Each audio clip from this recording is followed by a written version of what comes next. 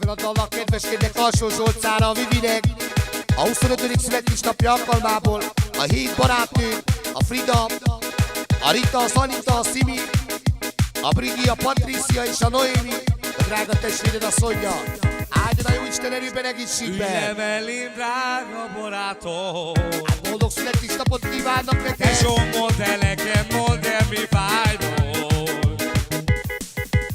Mondd el nekem, mondd meg, kérlek, miért fáj a szíved? Én egy igaz testvér, megértem.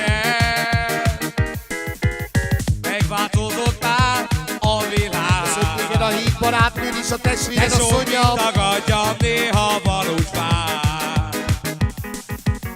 Minél jobb vagy, annál rosszabb, ilyen lett a világ. Hova tűnt már a sok jó barát? Hát akkor a Vivinek szól sok szeretettel! Egy igaz barát, egy ritmusa jár, tiszteletet ad és meg, még itt a fáj. Letörli a könnyed, s melletted áll.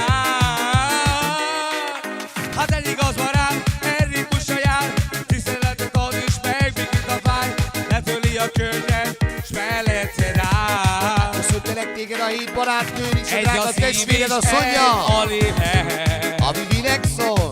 Tesó, felrobbanak a régi emlékek. Azóta is jóban, rosszban tart a barátság.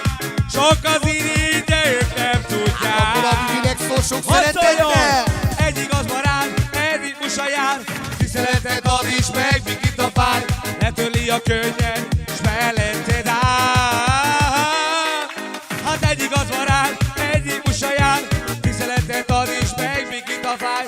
Letörli a könnyed, s melletted áll. Ülj le mellém, drága barátom.